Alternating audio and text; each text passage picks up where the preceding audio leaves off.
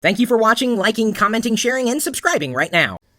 Today's live Locker Room Daily Report broadcast, or TLDR, the Locker Room Daily Report for short, which we try to do every weekday at 3 p.m. Pacific, live on YouTube, and you can interact with us in the chat box and everything. It almost didn't happen. 2 hours ago, suddenly the internet connection stopped working. So my first thought, okay, I need to reboot the system. So I did that. Still wasn't working. So I looked at the diagnostics on the router itself, and I had an internet connection, and I could use the diagnostic tools on the router, but I could not get any kind of internet connection on any device that I connected to the router, either directly or by way of another switch. So I had to call up my ISP, Comcast.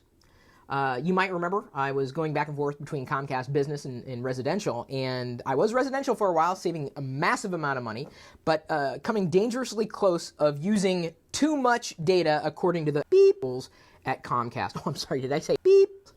I meant beeps.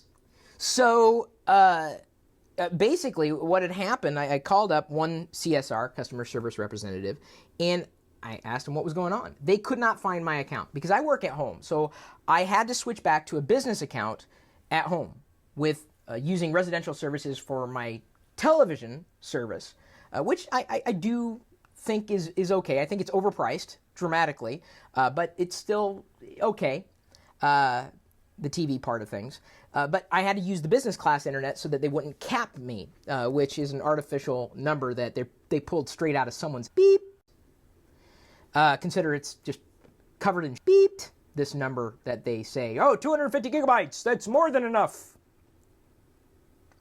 Okay, so I call them up, and what's going on? They said, well, we don't know. We can't find your account. I'm like, you can't find my account? My name is Chris Perillo. I spelled it out for him. The business name, Locker Gnome. They still couldn't find it. So I got frustrated, and I hung up. And I went and searched for an exact account number, which took me a while to see if I could dig it up. Even after reading the MAC address, the hexadecimal code on the bottom of the router, they still couldn't find my account. So I called another CSR, and they were, I think, a little easier to deal with, seemingly. And I told them what was going on. They said, oh, well, your account is delinquent. And I was shocked. I said, well, I thought I was set up on autopay. And, when you have things set up on autopay, you just assume they're automatically being paid? Is that, too much? So, okay.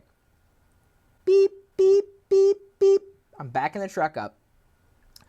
I said, all right, well, we can take care of that. It should not be an issue. But what the hell happened? Well, apparently, when I believe that I originally set up autopay, they explained to me, this new CSR, it said, well, we have a thing where the first time it's set up for autopay, you have to call us to confirm it. I'm like, well, I'm confirming it now. It's okay to autopay. Yeah, but we have a system that after you set up autopay, you have to confirm it.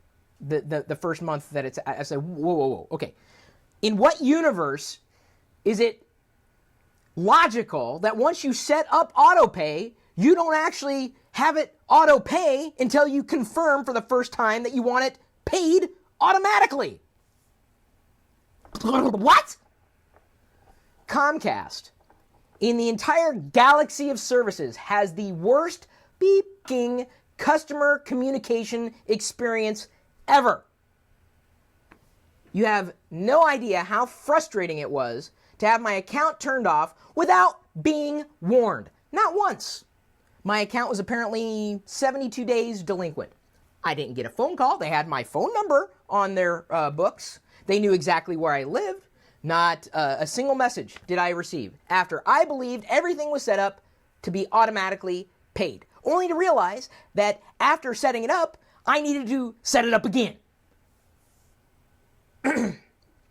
So, thanks to credit card, I am broadcasting live again from my home office, but Comcast can kiss my hairy yellow butt. It's a quote from Homer Simpson. I think. Something like that. Oh, if I had an alternative, believe you me, I would switch away in a heartbeat. But I don't. The alternative I have is DSL at 1/10 the speed. You can't do that, dude. You can't go from a high-speed connection to a questionable speed connection. Ugh, 10 megabits would be too slow for me.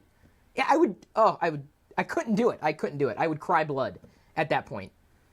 I have a business, and I'm more than willing to pay for business services. And for the amount of money that this household spends on Comcast every month, or, well, we thought we were, I'd expected a little more warning. Oh, I wish I had an alternative. Believe you me, I would switch to fiber in a heartbeat. In a heartbeat. Comcast is anti-consumer. They don't care about you, dude. They don't. And that's from the top down. They don't care. Oh, they went over 250 gigs. Let's shut them off from the internet for a year. They can do that. And it's legal. It's asinine, but it's illegal. Oh, well, I'm sorry. It should be illegal. It is not. And Comcastic.